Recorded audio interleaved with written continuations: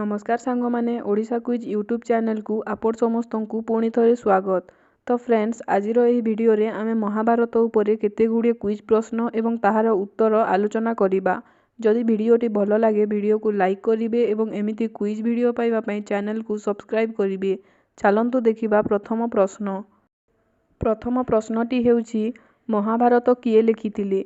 तो फ्रेंड्स एहार सठिक उत्तरटी हेउची ऑप्शन डी वेदव्यास। द्वितीय प्रश्नटी हेउची महाभारतर मूल नाम कौन? तो फ्रेंड्स एहार सठिक उत्तरटी हेउची ऑप्शन बी जयत संहिता।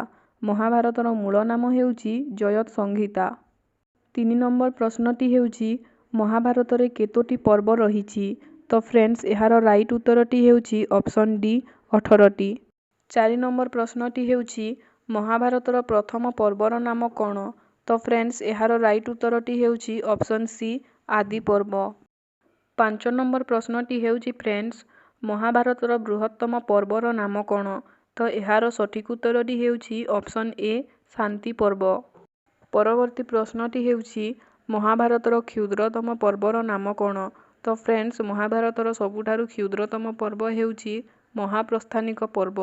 तो एहार सठिक उत्तरटी हेबो फ्रेंड्स ऑप्शन ए। 7 नंबर प्रश्नटी हेउची महामहिम भीष्मक माता किए थिले? तो फ्रेंड्स एहार सठिक उत्तरटी हेउची ऑप्शन डी गंगा देवी।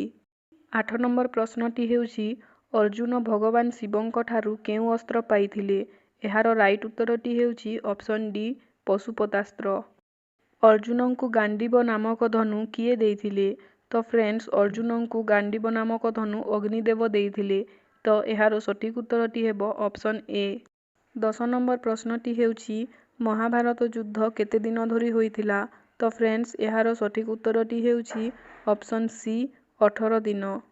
परवर्ती प्रश्नटी हेउची निम्नलिखित मध्यरु किए परशुरामंक शिष्य थिले? तो फ्रेंड्स एहार सठिक उत्तरटी हेबो ऑप्शन डी उपरोक्त समस्त। फ्रेंड्स भीष्म द्रोण एवं कर्ण 3 जण परशुरामंक शिष्य थिले। 12 नंबर प्रश्नटी हेउची फ्रेंड्स शकुनी केउ राज्यर शासक थिले? तो सांग माने एहार राइट उत्तरटी हेउची ऑप्शन ए गांधार। 13 नंबर प्रश्न हेउची देवदत्त काहार शंखर नाम थिला? तो फ्रेंड्स एहार राइट उत्तरटी हेउची ऑप्शन डी अर्जुन। 14 नंबर प्रश्न हेउची गुरु द्रोणाचार्यंक पितांक नाम कौन?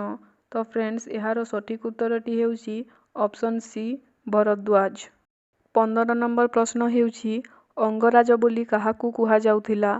तो फ्रेंड्स एहार सठिक उत्तरटी हेउची ऑप्शन डी कर्ण।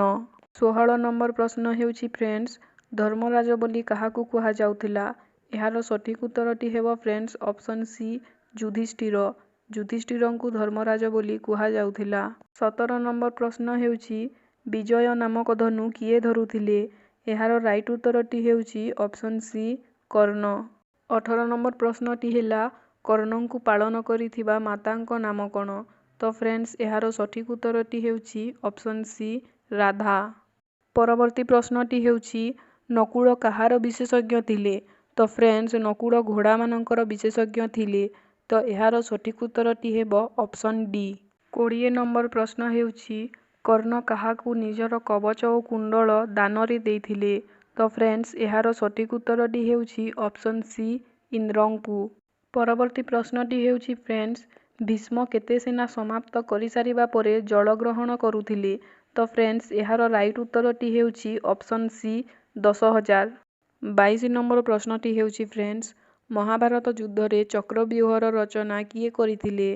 तो सांग माने एहार सठिक उत्तरटी हेउची ऑप्शन ए द्रोणाचार्य। परवर्ती प्रश्नटी हेउची गांधारी तांको आखिर पटी केते थर खोलिथिले? तो फ्रेंड्स एहार सठिक उत्तरटी हेउची ऑप्शन बी 2 थर। 24 नंबर प्रश्न हेउची बल्लभ काहार अन्य नाम थिला? तो सांग माने बल्लभ भीमंकर अन्य नाम थिला। तो एहार सठिक उत्तरटी हेबो ऑप्शन बी। 25 नंबर प्रश्न हेउची द्रोणाचार्यंक बध महाभारत युद्धर केतेतम दिन रे होइथिला? तो फ्रेंड्स एहार सठिक उत्तरटी हेउची ऑप्शन डी 15तम।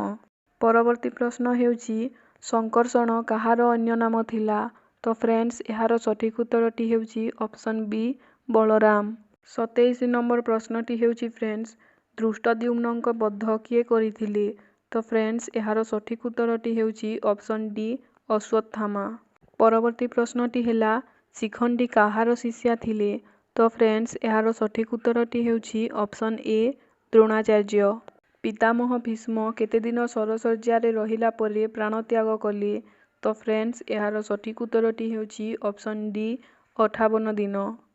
30 ନମ୍ବର ପ୍ରଶ୍ନଟି ହେଉଛି ଶ୍ରୀକୃଷ୍ଣଙ୍କ ବିରାଟ ସ୍ୱରୂପର ଦର୍ଶନ ଅର୍ଜୁନଙ୍କ ବ୍ୟତୀତ ଆଉ କିଏ କରିଥିଲେ? ତ ଫ୍ରେଣ୍ଡସ୍ ଏହାର ସଠିକ୍ ଉତ୍ତରଟି ହେଉଛି ଅପସନ୍ ଏ ସଞ୍ଜୟ। ପରବର୍ତ୍ତୀ ପ୍ରଶ୍ନ ହେଉଛି ଫ୍ରେଣ୍ଡସ୍ ଯୁଧିଷ୍ଠିରଙ୍କ ରାଜସୂୟ ଯଜ୍ଞରେ ବ୍ରାହ୍ମଣମାନଙ୍କ ଚରଣ ଧୋଇବାର କାର୍ଯ୍ୟ କିଏ କରିଥିଲେ? ତ ଫ୍ରେଣ୍ଡସ୍ ଏହାର ସଠିକ୍ ଉତ୍ତରଟି ହେଉଛି ଅପସନ୍ ଡି ଶ୍ରୀକୃଷ୍ଣ। 32 ନମ୍ବର ପ୍ରଶ୍ନଟି ହେଲା ଫ୍ରେଣ୍ଡସ୍ ଲାକ୍ଷାଗୃହରୁ ଜୀବିତ ବଞ୍ଚିବା ପରେ ପାଣ୍ଡବମାନେ କେଉଁ ନଗରୀରେ ରହିଥିଲେ? ତ ଫ୍ରେଣ୍ଡସ୍ ଏହାର ରାଇଟ୍ ଉତ୍ତରଟି ହେଉଛି ଅପସନ୍ ବି ଏକଚକ୍ରା। ପରବର୍ତ୍ତୀ ପ୍ରଶ୍ନଟି ହେଲା ମହାଭାରତର ରଚୟିତା ବ୍ୟାସଦେବଙ୍କ ପିତା କିଏ ଥିଲେ? ତ ଫ୍ରେଣ୍ଡସ୍ ଏହାର ସଠିକ୍ ଉତ୍ତରଟି ହେଉଛି ଅପସନ୍ ସି ପରାଶର। ନେକ୍ସଟ ପ୍ରଶ୍ନଟି ହେଲା ଫ୍ରେଣ୍ଡସ୍ ନିମ୍ନଲିଖିତ ମଧ୍ୟରୁ କିଏ ଦାସୀପୁତ୍ର ଥିଲେ? ତ ଫ୍ରେଣ୍ଡସ୍ ଏହାର ସଠିକ୍ ଉତ୍ତରଟି ହେଉଛି ଅପସନ୍ ଡି ବିଦୁର। ପରବର୍ତ୍ତୀ ପ୍ରଶ୍ନଟି ହେଉଛି ଦ୍ରୌପଦୀ କାହାର ବରଦାନ ଦ୍ୱାରା 5ଟି ସ୍ୱାମୀର ପତ୍ନୀ ହୋଇଥିଲେ? ତ ଫ୍ରେଣ୍ଡସ୍ ଏହାର ସଠିକ୍ ଉତ୍ତରଟି ହେଉଛି ଅପସନ୍ ସି ଶିବ। 36 ନମ୍ବର ପ୍ରଶ୍ନଟି ହେଉଛି ମହାଭାରତରେ ଶିଶୁପାଳ କେଉଁ ରାଜ୍ୟର ରାଜା ଥିଲେ? ତ ଫ୍ରେଣ୍ଡସ୍ ଏହାର ରାଇଟ୍ ଉତ୍ତରଟି ହେଉଛି ଅପସନ୍ ବି ଚେଦି ରାଜ୍ୟ। ପରବର୍ତ୍ତୀ ପ୍ରଶ୍ନଟି ହେଲା ମହାଭାରତ ଗ୍ରନ୍ଥରେ ଶ୍ଲୋକ ସଂଖ୍ୟା କେତେ? ତ ଫ୍ରେଣ୍ଡସ୍ ଏହାର ସଠିକ୍ ଉତ୍ତରଟି ହେଉଛି ଅପସନ୍ ସି 1,00,000। ମହାଭାରତ ଗ୍ରନ୍ଥରେ କୀଚକ ବଧ କେଉଁ ପର୍ବର ଅନ୍ତର୍ଗତ ଅଟେ? ତ ଫ୍ରେଣ୍ଡସ୍ ଏହାର ସଠିକ୍ ଉତ୍ତରଟି ହେଉଛି ଅପସନ୍ ଡି ବିରାଟ ପର୍ବ। ପରବର୍ତ୍ତୀ ପ୍ରଶ୍ନଟି ହେଉଛି ମହାଭାରତର କେଉଁ ପର୍ବରେ ପିତାମହ ଭୀଷ୍ମ ଭଗବାନ ବିଷ୍ଣୁଙ୍କ ଆରାଧନା କରିଥିଲେ? ତ ଫ୍ରେଣ୍ଡସ୍ ଏହାର ସଠିକ୍ ଉତ୍ତରଟି ହେଉଛି ଅପସନ୍ ବି ଶାନ୍ତି ପର୍ବ। ଆଜିର ଶେଷ ପ୍ରଶ୍ନ ହେଉଛି ଫ୍ରେଣ୍ଡସ୍ ଯୁଧିଷ୍ଠିର ଯକ୍ଷଙ୍କୁ କେଉଁ ପାଣ୍ଡବଙ୍କ ଜୀବନ ବରଦାନରେ ମାଗିଥିଲେ? ଏହାର ସଠିକ୍ ଉତ୍ତରଟି ହେଉଛି ଅପସନ୍ ଡି ସହଦେବ।